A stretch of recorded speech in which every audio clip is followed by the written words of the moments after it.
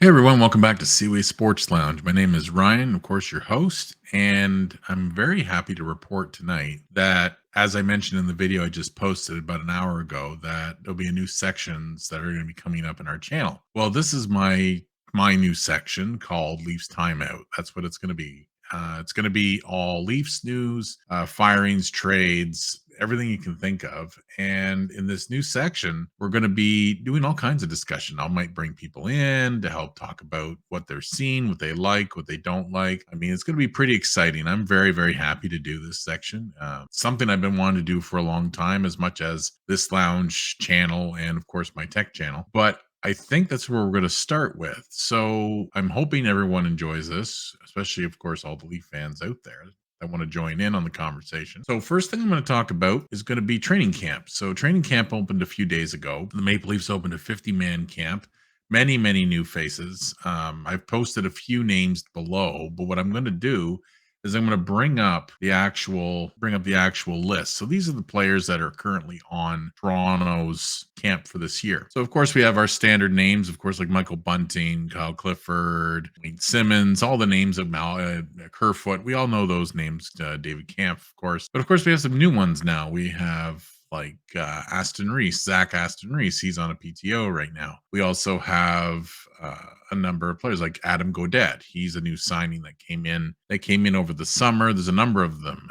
Callie Yarnrock. I'm not too familiar with that name, but I know the player because I've drafted him a few times in my pools. But anyway, he's on our team now. He was a signing, and of course, the big names, new names like Matt Murray, our new goaltender, and our other goaltender is Samsonov. They're going to be duking it out for a job, or obviously a tandem style. There's also a number of names also, like of course Giordano's returned with his new 2-year deal, 800,000. Of course, we also have Victor Mete. We also picked up over the summer. So the Maple Leafs have picked up a number of players, a number of different faces to help fulfill the roster, and of course the depth on the team. So, I mean, it's a matter of time to see how this team is going to come together and see how these players go. Obviously, things will change, but that is essentially it. So, those are the names. Down below, of course, we'll go into injuries a little later, but that's basically the training camp. The training camp's going very well. Of course, I mean, it's very early. It just started. I mean, they haven't played any games yet. There's been no preseason. They're just going over like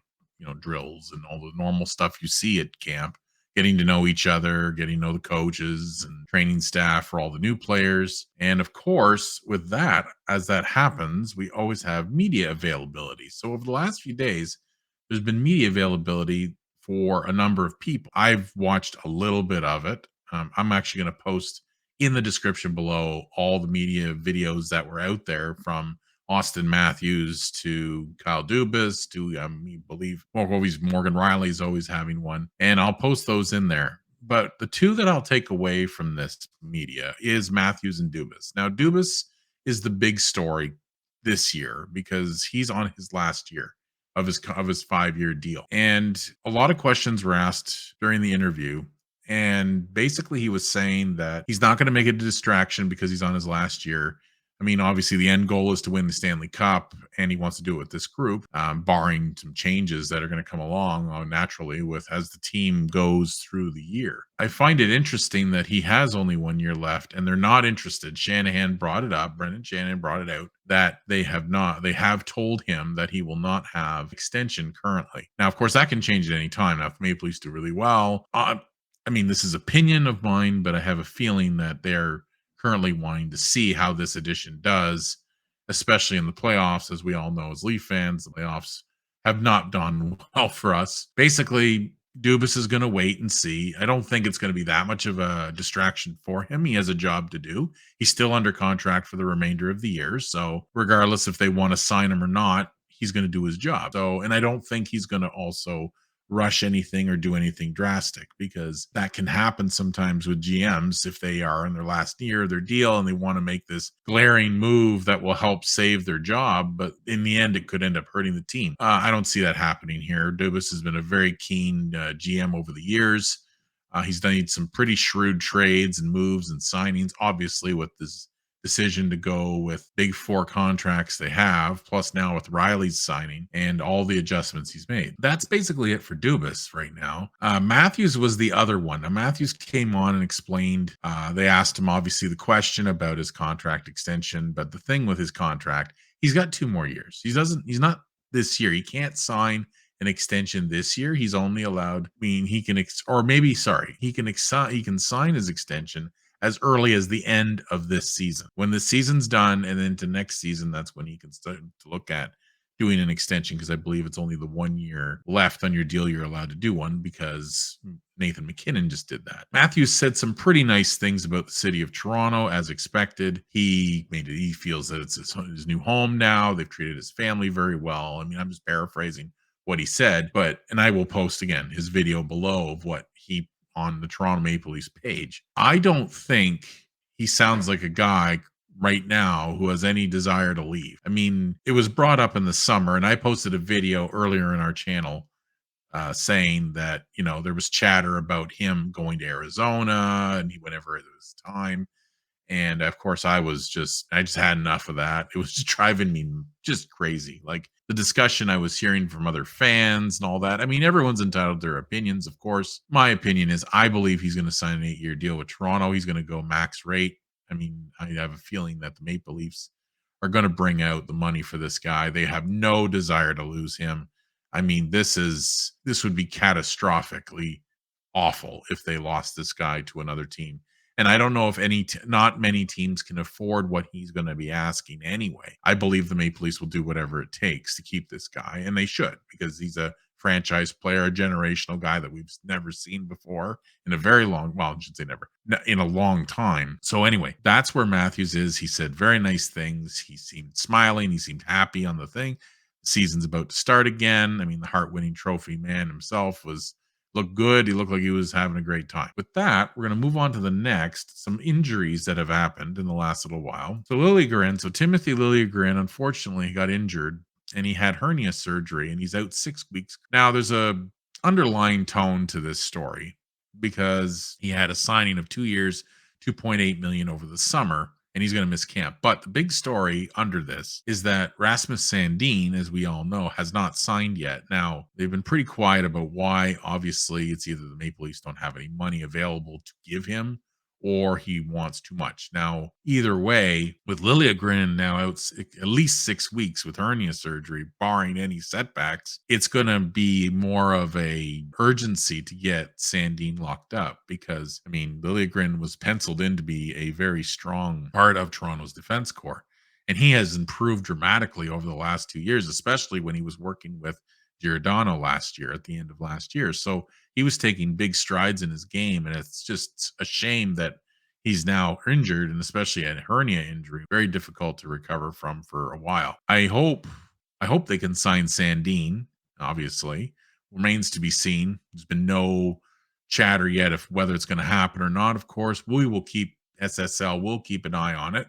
If it does come up, I'll obviously post it in this new section and maybe talk about it throughout our other episodes we do. But that's the big thing about our defense currently. A couple other injuries too that are to be noted. I also didn't post this name. Pierre Engvall has been injured as well. He's not participating currently. Michael Abramov has a back injury, and Joseph Woll, a future goaltender of the Maple Leafs, apparently is out with a shoulder injury. Now, I don't know the extent of how long they'll be out for, whether they're going to miss camp or not. I mean, these are the guys that are out currently. I mean, they are prospects. They're not mainstay players on the team. So that's something to be noted of, but it still sucks that they can't play. Those are the bigger stories right now. I mean, I'm sure as I go along in this section, as I discover more, there'll be more videos that'll come up. So the last part of this video is first impressions and thoughts on this year's edition of Maple Leafs. Made changes over the summer. Naturally, they, as I mentioned in the roster, there's a number of players, but of course, the big glaring signings that the Maple Leafs did over the summer was in their goaltending. Now, they signed Matt Murray, or they traded for Matt Murray, who has, I believe, 1 year left on his deal.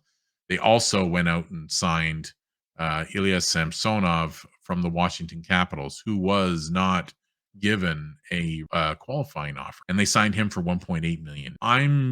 As I had posted in a video earlier this summer, again, not fussy for the trade for Matt Murray. I mean, Matt Murray has a lot to prove for me. Again, he's been injured. The one stat I read, he has 43 games under his belt in 3 seasons. I mean, the man has been a question mark on a number of years, regardless of his resume of being a Stanley Cup winner with Pittsburgh and just his other credentials he has. If he turns out really well and he actually plays to what the potential Kyle Dubas and company think, I mean, fantastic for the Maple Leafs. I mean, we will have a genuine starter that will do the job. But I believe that Ilya Samsonov is the guy they really want to be the true starter. He's 25 years old. He's a quite the large man. He's not small. And he has a very $1.8 million contract. He's not expensive at all. They're clearly trying to figure out if he's going to work out or not. They're taking a chance on him. I watched him play in the past with Washington. I've had him in my pools, of course, as well. And he has produced great numbers for me in my pools. That's fantasy hockey. So I mean, I hope the Maple Leafs know that this is a huge risk. I'm sure they do. I'm pretty lukewarm about this tandem. Of course, as I many people know, I'm a big Frederick Anderson fan. Sadly, I mean, he wasn't retained for their reasons, and that's fine. That's in the past now. But he was our last genuine, really good, amazing starter. Now, not to take away from Jack Campbell, there are a lot of Jack Campbell fans out there that did like him. I wasn't, I can admit that, but Jack Campbell has moved on. He's now with the Edmonton Oilers with a 5-year, $25 million deal. So I wish Mr. Campbell all the best, and I hope he finds success out there. But now these are our guys. These are our two goaltenders. Whether they can carry us on into the playoffs or to the playoffs and then past the playoffs and as far as they can go, well, remains to be. Overall, what do I like? I like the fact that Dubas, again, was magical with his signings. He was able to find players at very low costs in constrained cap, plus, of course, with all the money he's locked up front. That's a testament to this management team. They've done that excellent job with that. They always do. They always find players like Michael Bunting last year turned out to be a real gem. I mean, yes, he is playing with Matthews, but regardless, he has shown that he is an excellent player and complements them, Marner and him, well. What do I have concerns? I'm goaltending. I'm not going to lie, is my biggest concern. Also, the defense, as usual. The defense was good, was really decent last year. I liked the addition of Giordano, of course, but I still think they're missing that there's a hole on that blue line that just needs a different kind of player. And the other thing that I do believe the Maple Leafs do require in changes up front is they need to find a player somehow, somewhere, and it may require moving a contract that they don't want to move, but I think they need to find a player that has more grit and sandpaper and more playoff experience with that kind of style up front to help them, because right now their players are relatively the same. There are changes. I still have to watch them, like all the rest of us, watch them play and see if they can mesh. We'll see. The Leafs have been known to make trades and all that, and I like the fact they make trades. They're not afraid of them. They will do them if they think they seem fit. So, am I happy with my team right now? I'm happy that they were able to fulfill the contracts and get what they need. Will they be competitive? Absolutely. I think the Maple Leafs are going to make the playoffs this year. I did say in a previous video I thought they may not, but I corrected myself. I do believe they will. I think they're going to do quite well this year.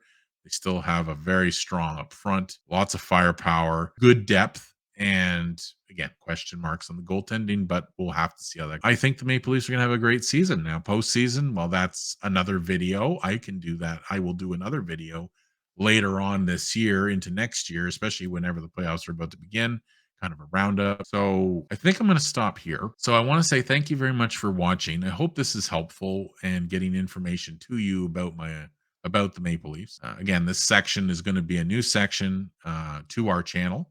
We're going to go in depth with both teams because those are the two teams that we both are very heavy fans with. And hockey, obviously, is going to be one of our main talking points in this channel. So with that, thank you again for watching, and I will see you in the next video.